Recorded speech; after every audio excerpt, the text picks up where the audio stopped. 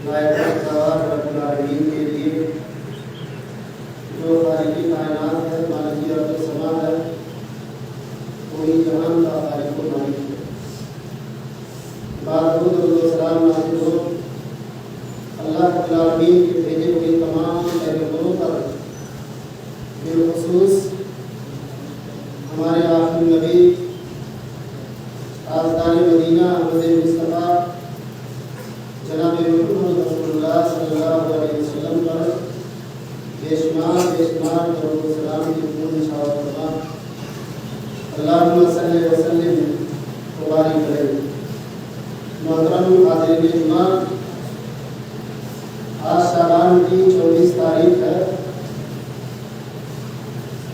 چند دن اور باقی ہے رمضان المبارک کا جیسا عظیم اور برکت والا مہینہ ہمارے اوپر سے گزرنے والا، اتنا عظیم مہینہ اور اتنا بابرکت والا مہینہ ہمارے درمیان آنے والا ہے۔ اب ہمیں یہ دیکھنا ہے کہ ہم نے اس رمضان المبارک کے لیے ہم نے کیا تیاریاں کی ہے، اس رمضان کی آمد پر ہم نے اپنے آپ کو کتنا تیار کر رکھا ہے۔ جب ہمارے گھر کوئی اچھا مہمان آتا ہے اور مہمان جب اتنا زیادہ بڑا ہو، بغیر اس کی عزت کیے، بغیر اس کا احترام کیے، ہمیں نہ دنیا میں عزت مل سکتی ہے، نہ آخرت میں عزت مل سکتی ہے۔ اس مہمان کی آمد پر ایک مہینہ پہلے سے ہم اس کی تیاری میں لگ جاتے ہیں تاکہ ہماری مہمان نوازی میں کسی قسم کی کوئی کمی نہ ہونے پائے۔ جو مہمان ہمارے گھر پہ آ رہا ہے اس کی مہمان نوازی میں کسی قسم کی کوئی کمی نہ ہونے پائے۔ جو ذوق الرحمان اللہ کا مہمان بن کر کے آ رہا ہے اس کے لیے ہم کتنا تیار ہیں۔ اس رمضان کی آمد پر ہم نے اپنے آپ کو کتنا تیار کر رکھا ہے۔ چند دن اور باقی ہیں، ایک بابرکت والا مہینہ ہمارے اوپر سایہ ختم ہونے والا ہے۔ ہمارے نبی جناب محمد رسول اللہ صلی اللہ علیہ وسلم رمضان کی آمد پر ایک دوسرے کو مبارکباد کیا کرتے تھے، ایک دوسرے کو مبارکباد پیش کیا کرتے تھے۔ ہمارے نبی صلی اللہ علیہ وسلم خود ایک دوسرے کو مبارکباد پیش کرتے تھے، صحابہ کو مبارکباد پیش کیا کرتے تھے۔ آج ہم میں سے بہت سارے انسان ایسے ہیں جو رمضان کی آمد کو بوجھ سمجھتے ہیں اور زحمت سمجھتے ہیں، اور ان کے اوپر اتنا گرہ گزرتا ہے یہ بابرکت والا مہینہ، سمجھتے ہیں کہ رمضان اگر ہمارے اوپر سے نہ گزرے تو بہت اچھا ہے۔ اتنا بڑا عظیم مہینہ ہے، اتنا بڑا بابرکت والا مہینہ ہے، جس مہینے کے اندر اللہ کریم فرماتے ہیں نیکیوں کے، بھلائیوں کے دروازے کھول دیے جاتے ہیں، رحمت کے دروازے کھول دیے جاتے ہیں، مغفرت کے دروازے کھول دیے جاتے ہیں۔ اس مہینے کے اندر جو مغرور قسم کے، شرکس قسم کے شیطان ہوتے ہیں، رب العزت ان کو قید کر دیتا ہے تاکہ ہمارے مومنین بندوں کو پکڑا جا سکے۔ میرے بھائیوں، چند دن اور باقی ہے، اس کی تیاری کریں۔ اس رمضان کی آمد پر مل کر کہیں، خوش آمدید کہیں، اہلاً و سہلاً مرحبا پیش کریں۔ رب العالمین تیرا لاکھ لاکھ شکر ہے، تیرا لاکھ لاکھ شکر احسان ہے کہ تو نے دوبارہ ہمیں رمضان المبارک جیسا عظیم مہینہ عنایت فرمایا۔ اللہ سے دعا کرتے ہیں۔ یہ مسلمانہ کی بات قرآن مقدس کی ایک چھوٹی سی آیت کریمہ آپ حضرات کے سامنے پڑھی گئی۔ اس آیت کریمہ میں اللہ تبارک و تعالیٰ نے نیک مردوں کا اور نیک مومنہ عورتوں کا ذکر کیا۔ آج خطبوں میں یا مدرسے جو مسجدوں کے اندر جو دروس ہوتے ہیں، ان کے ذریعہ مردوں کو تو دین کی باتیں سننے میں تو بہت آسانی کے ساتھ سن سکتے ہیں اور سنتے چلے آ رہے ہیں خطبے جمعہ میں اور جو مسجدوں میں دروس ہوتے ہیں ان کے ذریعہ دین کی باتیں مردوں کو بہت سارے سننے میں آتے ہیں، لیکن ہمارے گھر کی عورتیں، مائیں اور بہنیں دین کی باتوں سے محروم رہتی ہیں۔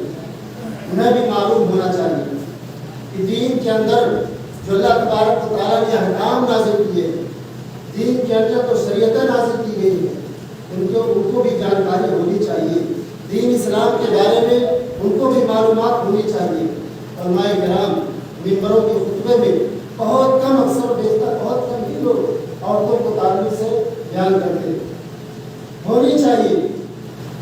اس طریقے سے موضوع علماء دین کو اٹھانا چاہیے، عورتوں کے تعلق سے بھی بات ہونی چاہیے تاکہ ان کو بھی سمجھ میں آ جائے ان کا مقام، ان کا مرتبہ اسلام کے اندر اللہ تبارک و تعالیٰ نے کتنا اونچا بنایا ہے۔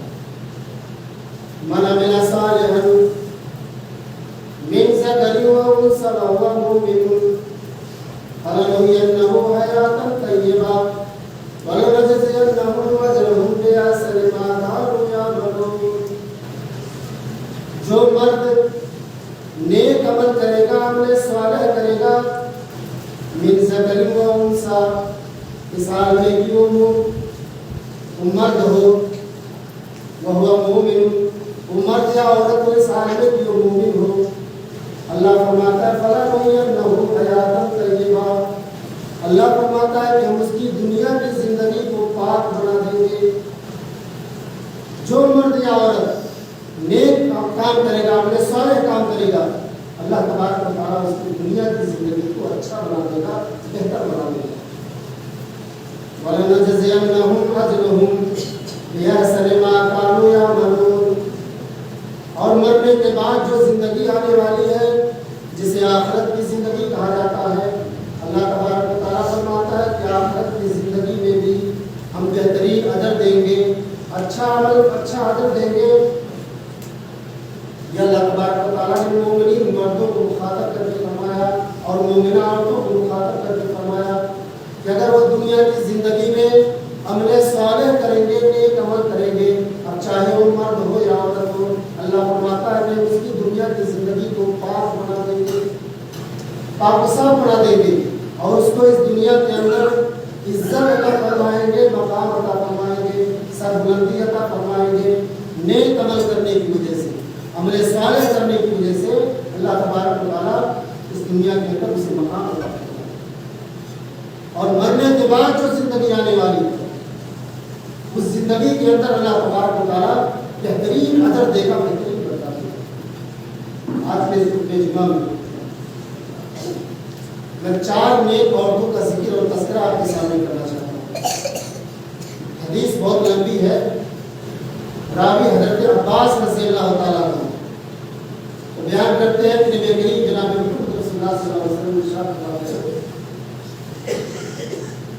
کہ جنت میں جو سب سے زیادہ خوش نصیب عورت ہوں گی، جو سب سے پہلے اللہ تبارک و تعالیٰ جن کو جنت میں داخل کرے گا، جس عورت کو جنت میں اللہ تعالیٰ سب سے پہلے داخل کرے گا، ان میں سے سب سے پہلی عورت خدیجہ کبریٰ رضی اللہ تعالیٰ عنہا ہوگی۔ وہی خدیجہ جو نبی کریم جناب محمد رسول اللہ صلی اللہ علیہ وسلم کی سب سے چہیتی اور لاڈلی بیوی ہے، حضرت خدیجہ کبریٰ رضی اللہ تعالیٰ۔ جنت کے اندر جتنی ساری عورتیں ہوں گی، ان تمام جنت میں جتنی ساری عورتیں ہوں گی، ساری عورتوں کی سردار اللہ تبارک و تعالیٰ نے خدیجہ کبریٰ کو بنایا ہے۔ کیوں بنایا؟ آخر خدیجہ کے اندر کون سا ایسا عمل تھا، کون سی ایسی نیکی کیا کرتی تھی خدیجہ کبریٰ رضی اللہ تعالیٰ عنہ، جن کا اتنا بڑا مقام و مرتبہ کہ اللہ تعالیٰ نے حضرت خدیجہ کو جنت کی تمام عورتوں کا سردار بنا دیا۔ کون سا ایسا عمل کرتی تھی؟ اللہ کے نبی جناب محمد رسول اللہ صلی اللہ علیہ وسلم نے ارشاد فرمایا، یہی میری وہ سب سے چہیتی بیوی خدیجہ کبریٰ رضی اللہ تعالیٰ عنہا ہے۔ جب پوری دنیا مجھے جھٹلا رہی تھی، میری رسالت کا انکار کر رہے تھے، یہی میری بیوی خدیجہ کبریٰ رضی اللہ تعالیٰ عنہا ہے کہ سب سے پہلے ایمان لائی، ایمان لانے والوں میں سب سے پہلے خدیجہ کبریٰ رضی اللہ تعالیٰ عنہا ہے، عورتوں میں سب سے پہلے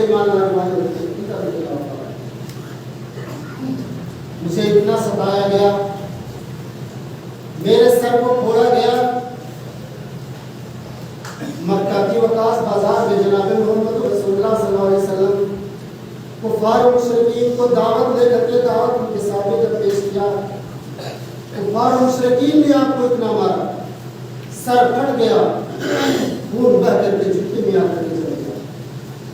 اس موقع پر حضرت خدیجہ کبریٰ رضی اللہ تعالیٰ عنہ اللہ کے نبی کو تسلی دیتی تھی، اے اللہ کے نبی، اللہ تعالیٰ آپ کو کبھی بھی ضائع نہیں کرے گا، کبھی بھی برباد نہیں کرے گا، آپ کو اس دنیا کے اندر اللہ تبارک و تعالیٰ مقام و عزت عطا فرمائے گا۔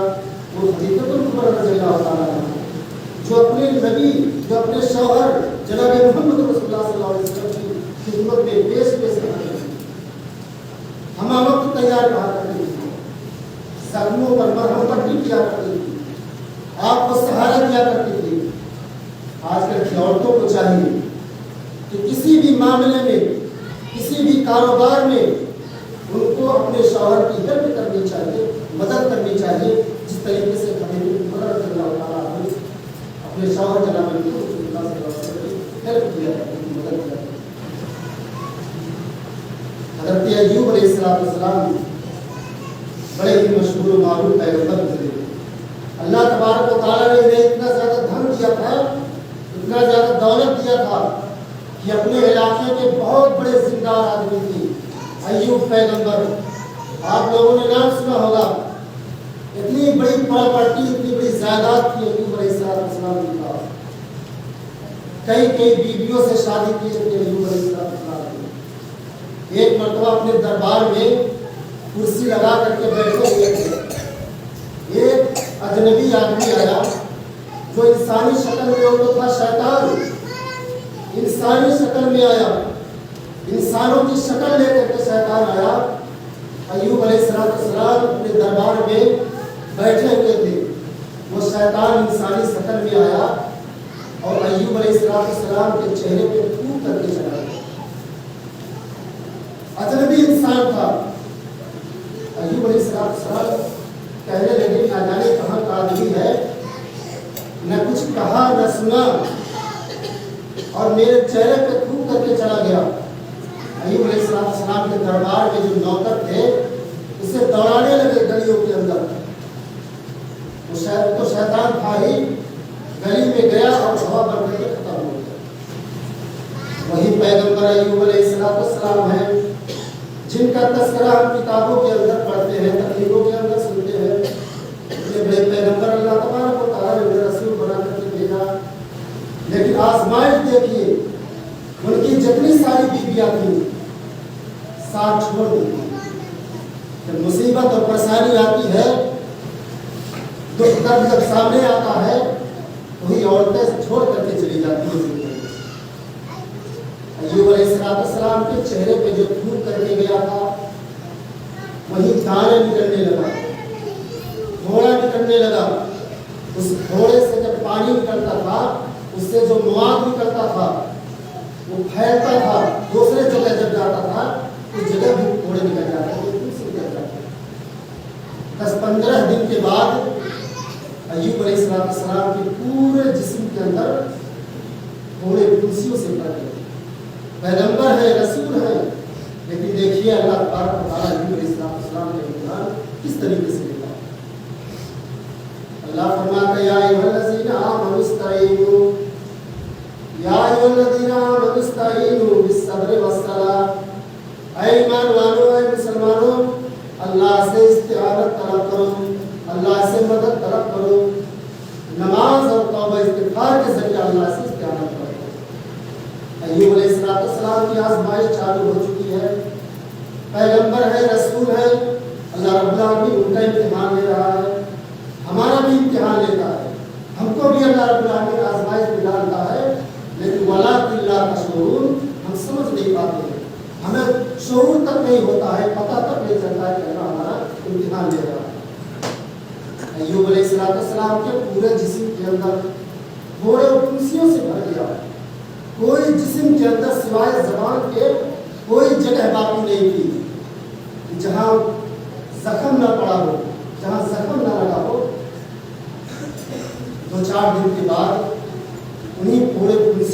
कीड़े पड़ जाते हैं।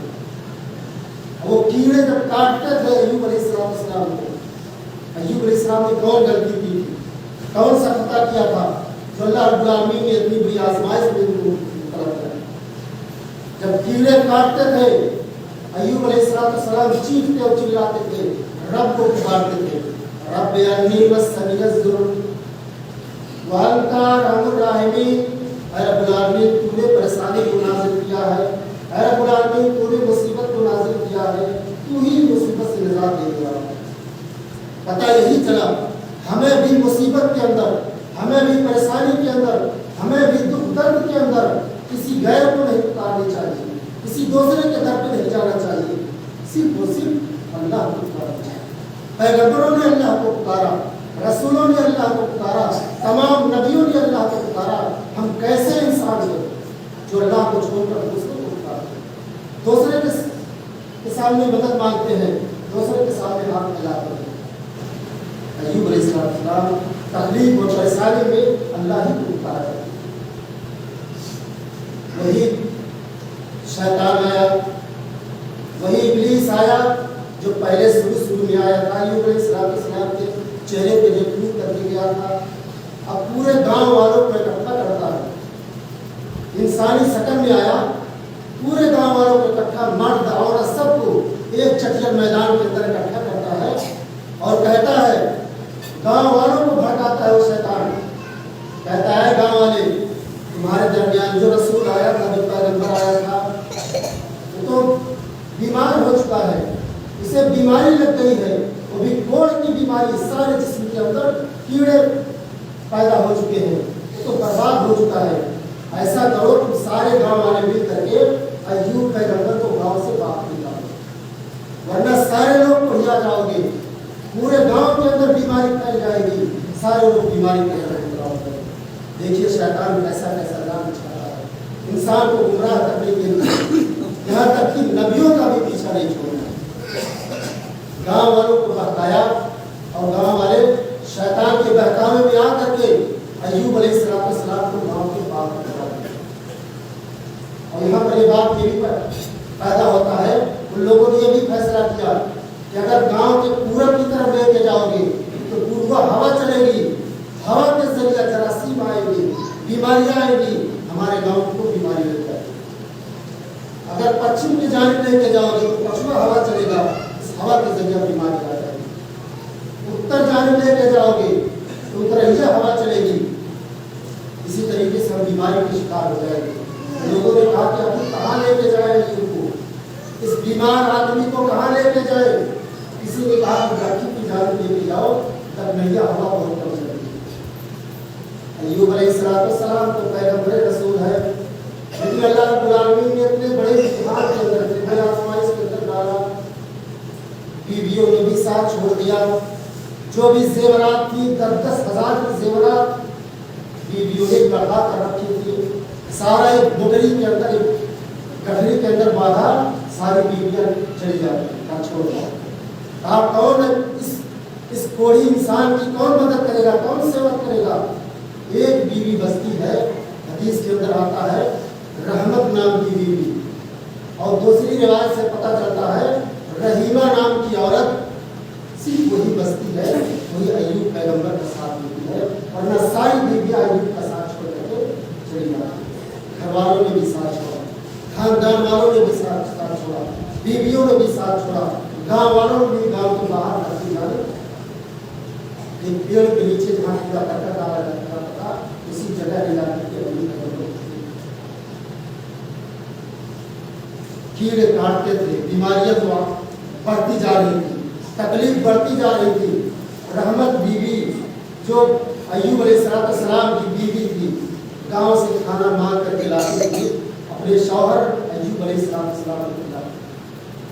फिर शैतान आया, गांव वालों को कहा कि ये जो अय्यूब की बीवी खाना मांगने आ रही है, इसको गांव में दाखिल ना होने दो, ये जब गांव में आएगी तो बीवी बीमारी लेकर के आएगी, अपने शौहर से बीमारी लेकर के आएगी, इसे गांव में मत करना।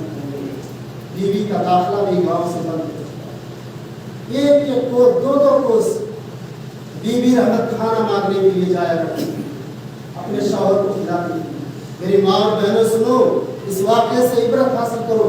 बीमारी और परेशानी दुख दर्द में अपने शौहर का साथ दो, उन्हें उनकी परेशानी और मुसीबत के अंदर उनकी हेल्प करो, उनकी मदद करो। जिस तरीके से अम्मा हमारी सबसे हम तमाम इंसानों की माँ हज़रत कुबरा रज़ियल्लाहु ताला अन्हा अपने शौहर जनाब हेल्प किया करती थी। अय्यूब की बीवी रहमत जो अपने शौहर अय्यूब की मदद किया करती थी, तुम भी अपने शौहर की मदद किया करो। उनकी परेशानी उनके सामने ना बयान किया करो।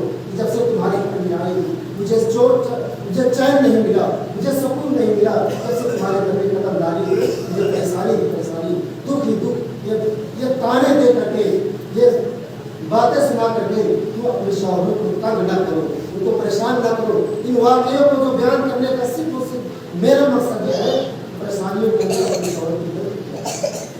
अय्यूब अलैहिस्सलाम के जिस्म में जब कीड़े काटते थे तो अल्लाह रब्बुल आलमीन अल्लाह तू ही बीमारी देने वाला है और तू ही शफा देने वाला है।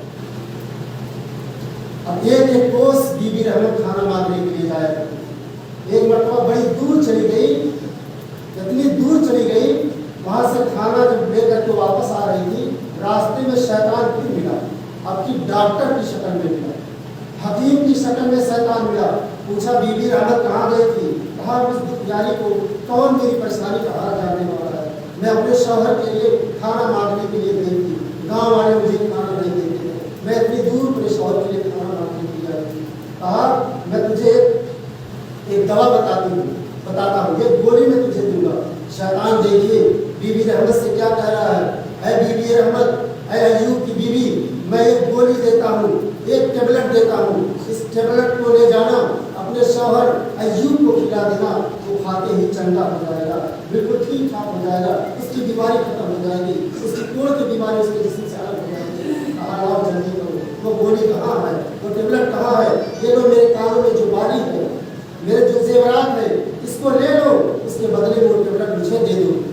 वो शैतान कहता है कि मुझे पैसे की जरूरत नहीं है, तेरी दुख देख करके मेरे दिल के अंदर हमदर्दी पैदा होती है, मुझे पैसे नहीं चाहिए, मुझे उधर नहीं चाहिए, ये ले जा गोली।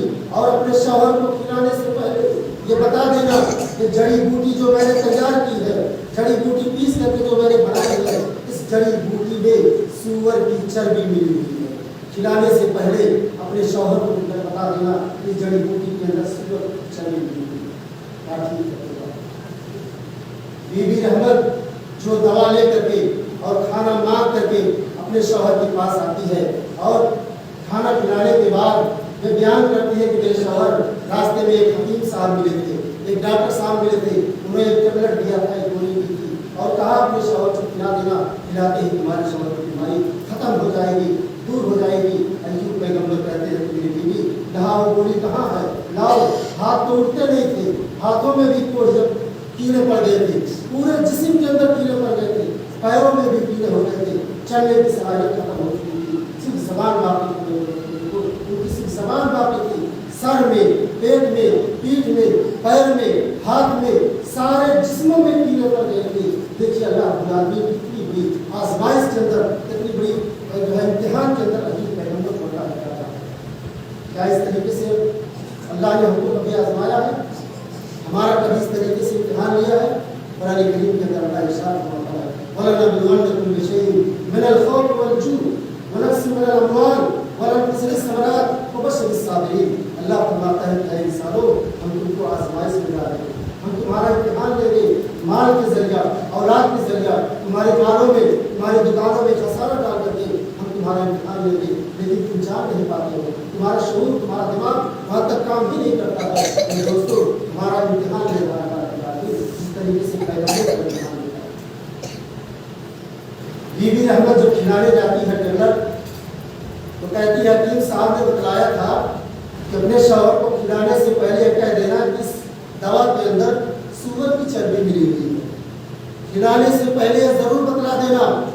जब बीबी रहमत अपने शौहर को बताती है कि मेरे शौहर, इस जड़ी बूटियों में सूअर की चर्बी की आमेजिश है। अय्यूब पैगंबर जब सूअर का नाम सुनते हैं, वो जड़ी बूटी, वो दवा उठा करके फेंक देते हैं। कमीनी कमबख्त, हमारी सारी जिंदगी की बातों पर ان کی सारी हमारी बातों पर सत्यानाश करना चाहती है, क्या कि हमें हराम चीज खिलाना चाहती है। जो चीज अल्लाह रब्बुल आलमीन ने हमारे लिए हराम किया है, अगर मैं ठीक हो गया, अगर हमारी बीमारी जो है दूर हो गई, तो कसम खा के कहते हो मैं तुझे 100 लाख। हदीसों के अंदर वाक़यात के अंदर ऐसे ही तस्वीर जिस तरीके से मैं बयान कर रहा हूँ। कहा अगर मैं ठीक हो गया तो 100 डंडे तुझे मारूंगा, तुमसे हराम खिला रही। अय्यूब अलैहिस्सलाम ने इस हराम चीज को, इस हराम टेबलेट को फेंक दिया, नहीं खा। बीमारी बढ़ती चली जा रही है, तकलीफ बढ़ती चली जा रही है। एक दिन अपनी बीवी से कहते हैं कि बीबी रहमत जरा जा गांव में से मेरे भाई को बुला करके ले आओ, आज लगता है मैं बचूंगा नहीं, मेरे इस दुनिया का आखिरी दिन है, जाने का वक्त आ चुका है, जरा मेरे बड़े भैया को बुला के लाओ, उनसे जरा मैं कम से कम भेंट तो कर लूँ, मुलाकात तो कर लूँ। बीबी रहमत जब घर में जाती है, लोग देख करके बीबी रहमत को दरवाजे बंद कर लेते हैं, कहीं उनके घर में बीमारी न टूट जाए। जब भाई के घर पे पहुँचती है तो दरवाजा बंद करने लगता है, मैं तुझे खाना मांगने के लिए नहीं आई, तुम्हारे भाई अय्यूब अलैहिस्सलाम ने तुम्हें बुलाए तुम्हारा शकल देखने के लिए। होता नहीं है, हमें से जब कोई इंसान जब बीमार होता है ताकि कोई भाई को बुला दो, भाई बता दो, चलो जा करके देख लो, आखिरी वक्त है, दुनिया से जा रहा है, अपने गलती की माफ़ी मांग लो। इस तरीके से मामला पैगंबरों के साथ होते हैं, रसूलों के साथ होते हैं। अय्यूब अलैहिस्सलाम अपनी बीवी से जाकर के कहा कि मेरे भैया को बुला के लाओ, जरा शक्ल तो देख लो, उनसे अपनी गलती की माफ़ी तो मांग लूँ। जब बीवी रहमत भाई को बुलाने जाती है, भाई की जो बीवी है पीछे से कुर्ता पकड़ लेती, कहा जाना नहीं वरना तुम भी पढ़िया जाओगे, तुम्हें भी बीमारी लग जाएगी। सोचता है भाई, अय्यूब पैगंबर का भाई सोचता है, भाई है, छोटा भाई है, दुनिया छोड़ करके जा रहा है, हो सकता है क्या कुछ कहेगा आखिरी वक्त में, कोई बात कह दे, चलो जाता हूँ, सुन लेता हूँ, ना जाने क्या बात कहेगा। अय्यूब अलैहिस्सलाम का भाई जब घर पहुँचता है, अय्यूब अलैहिस्सलाम के पास पहुँचता है, घर तो था ही नहीं, उस जहाँ उनको फेंका गया था उस जगह जब जाकर के पहुँचता है तो अय्यूब अलैहिस्सलाम ने जुमला कहते हैं, मेरे भाई गाँव वाले ने तो मुझे घर से बेघर कर दिया, गाँव से बाहर निकाल दिया, वो तो गए थे, तू तो हमारा सगा भाई, तू तो हमारा किरदार था, तूने हमको क्यों गाँव से बाहर निकाला? क्या हमारे अंदर कोई कमी थी, हमारे अंदर कोई बुराई थी? अय्यूब पैगंबर अपने भाई से कहते हैं, मेरे भाई हम दोनों एक मांस के पेट से जन्म लिए हैं, एक ही वो झड़ी से पैदा हुए हैं, एक ही खून के लोथड़े से पैदा हुए हैं, तू हमारा सगा भाई है, हमारा बाप भी है, हमारी माँ भी है, तू तो मेरा सगा था, गांव वालों ने मुझे लात मार दिया, तुझको तो मुझे मेरा ख्याल करना चाहिए था, मेरे अंदर कौन सी कमी थी, कौन सा ऐसा गलती मैंने किया था? अय्यूब अपने भाई से कह रहे थे, एक मिसाल जो कहा जाता है कि भाई से बड़ा हित, भाई से बड़ा हित या भाई से बड़ा दुश्मन, इस तरीके से कोई मिसाल है। उससे भाई पर्दार से बड़ा कोई दुश्मन भी नहीं हो सकता है और उससे ज्यादा करीबी कोई हित भी नहीं हो सकता। इस समाज इस तरीके से आज चले आ रहे हैं, इस तरीके से मामला हमारे सामने भी पेश आते हैं। अय्यूब पैगंबर का भाई क्या कहता है कि अगर किए ना होते, अगर पाप किए ना होते, गलती किए ना होते तो आज कुड़ियाते कैसे, ये बीमारी कैसे तुम्हें लगती? अय्यूब पैगंबर का भाई ताना मार दिया। अय्यूब बीमार तो पहले ही से थे, कलेजा छलनी हो चुका था, फेफड़े बिल्कुल खत्म हो चुके थे, लेकिन भाई इस बात को सुन करके पूरे कलेजे के अंदर छलनी हो जाता है और अल्लाह रब्बुल आलमीन को पुकारते हैं, रब्बे अन्नी मस्सनी अज़्ज़ुर व अंता अरहमुर राहिमीन, ऐ रब्बुल आलमीन तूने बीमारी दी है और तू ही शिफा दे सकता है, अब बर्दाश्त से बाहर हो चुका है, सब्र का पैमाना लबरेज हो चुका है, ऐ रब्बुल आलमीन ऐसी हालत में तो हमारी मदद करवा दे, ऐसी हालत में तो हमारी बीमारी दूर करवा दे। अल्लाह रब्बुल आलमीन को जलाल आ जाता है, बाराए रहमत को तजल्ली आ जाती है। ऐसी सूरत में जिब्रील अमीन आसमान से उतरते हैं, हज़रत जिब्रील आसमान से उतरते हैं, अल्लाह जिब्रील को हुक्म देता है कि मेरे पैगंबर को लेकर नदी के अंदर जाओ, किसी तालाब के अंदर जाओ और उनको खूब मल करके नहाओ, सारे जख्म को रगड़ करके, जो उनके जिस्म पर कीड़े लगे हुए हैं, सारे कीड़ों को रगड़ करके समंदर में फेंक दो। तो जिब्रील आते हैं, अय्यूब को लेकर के समुद्र पे जाते हैं, उनकी सारे जख्मों को रगड़ करके साफ सुथरा कर देते हैं। और नया ड्रेस, नया कपड़ा पहना करके एक दरख्त के नीचे बैठा देते हैं। आप पैगंबर इसी के नीचे बैठो, इसमें जो फल लगा है उस फल से, उस दरख्त से जो फल गिरेगा उस फल को खाओ और तुम्हारे जिस्म पर नया चमड़ा निकलेगा, नया चमड़ा निकलेगा। अल्लाह तबारक व तआला ने जो तुम्हारी पहले जवानी थी उससे भी ज्यादा जवान 16 साल वाली जवानी अल्लाह रब्बुल आलमीन तुम्हारी दोबारा लौटा देगा। यही वो पैगंबर है जिनको अल्लाह तबारक व तआला ने दोबारी जवानी को अता फरमाया है, दोबारा अल्लाह तबारक व तआला ने जवानी अता फरमाई है। और जो जिससे पहले तुम खूबसूरत थे, इससे पहले जो तुम खूबसूरत थे, उससे दुगना खूबसूरती अल्लाह तबारक व तआला तुम्हें अता फरमाएगा। तुम पहले एक मुल्क के बादशाह थे, अल्लाह तबारक व तआला ने अय्यूब पैगंबर को बादशाही भी अता फरमाई थी। पहले तुम एक मुल्क के बादशाह थे और अल्लाह ताला ने तुम्हें दो मुल्क का बादशाह बनाया। ये सब्र करने का नतीजा है। सब्र करो, कोई भी परेशानी आए, कोई भी मुसीबत आए, उबाल न खाओ, जान को जोखिम में न डालो, बल्कि सब्र का पैमाना थामे रखो। अल्लाह रब्बुल आलमीन की जानिब से मदद आएगी। जिस तरीके से अल्लाह पैगंबरों की मदद करता है, रसूलों की मदद करता है, इस तरीके से हमारे और आपकी मदद करता है। वही अय्यूब अलैहिस्सलाम बिल्कुल नौजवान, एकदम 16 साल की जवानी दोबारा लौट आते हैं, नया ड्रेस, बादशाही वाला कपड़ा पहन करके जब सामने खड़े होते हैं, वो जो बीवियाँ पहले थी, जो सारा ज़ेवरात लेकर के भाग गई थी, अब वो देख करके अय्यूब को ललचा रही, काश ना मैं खाली होती, काश मैं अय्यूब का साथ न छोड़ी होती, अय्यूब का दामन में न छोड़ा होता, तो पछता रही। लेकिन अब होगा क्या मेरे भाइयों, इस वाक़े से हमें यही बरकत हासिल होती है, हमको यही बरकत हासिल करनी चाहिए। दो बातों का पता चलता है। एक बात तो औरतों के लिए है, हमारी माँ और बहनें मुसीबतों के अंदर, परेशानियों के अंदर, अगर घर में खाने के लिए कुछ नहीं है तो झगड़े ना करो, अपने शौहर से लड़ो नहीं, बल्कि उनकी गरीबी पर तुम भी सब्र करो, उन्हें लान तान न करो। जिस तरीके से बीबी रहमत ने परेशानियों में अय्यूब अलैहिस्सलाम का साथ न छोड़ा, तुम भी इस वाक़े से इबरत हासिल करो। दूसरा ये हमें आपको नसीहत हासिल करनी चाहिए कि हर परेशानी के वक्त, मुसीबत के वक्त हमें सब्र करनी चाहिए, सब्र करनी चाहिए। अच्छे खासे इंसानों के पास बीमारी आ सकती है, हम तो गुनहगार हैं, हम तो गुनाहों से लदे हुए हैं। अल्लाह यकीनन हमारे ऊपर परेशानियां नाजिल करेगा, मुसीबतें नाजिल करेगा, हमें सब्र करने की ज़रूरत है। और दूसरी बात यह है कि रमज़ान मुबारक जैसा अजीम महीना और बाबरकत महीना जो हमारे ऊपर आने वाला है, हमारे ऊपर साया फतर होने वाला है, हमें इसके लिए कमर कसी होनी चाहिए, हमें इसके लिए तैयार हो जाना चाहिए। अल्लाह के नबी जनाब जब रमज़ान मुबारक का महीना आता था, शाबान में भी आप, शाबान के महीने में आप तैयारी किया करते थे। बाद में से पता चलता है कि आप मुसलसल पूरा शाबान का महीना रोज़ा रखा करते थे। ऐसा भी पता चलता था कि शाबान का महीना और रमज़ान का महीना आप बिल्कुल मिला देंगे, इस तरीके से पता चलता था। लेकिन इसी शाबान के महीने में हमारे कुछ भाई लोग हैं जो मखसूस करके, खास करके 15वें शाबान के दिन वो रोज़ा रखते हैं, इसका बड़ा एहतमाम करते हैं। इसका कहीं भी कोई सबूत नहीं है, बल्कि ये बिदअत है, ये गुमराही है, ये इंसान की अमलों को बर्बाद कर देने वाला अमल है।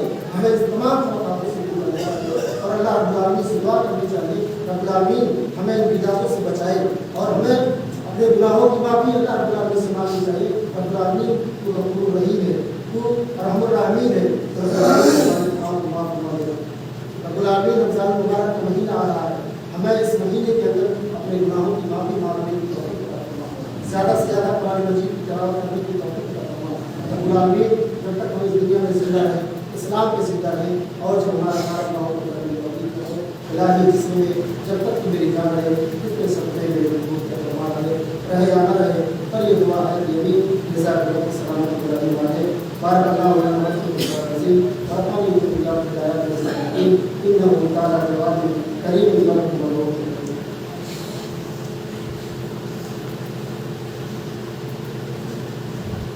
अल्हम्दुलिल्लाह।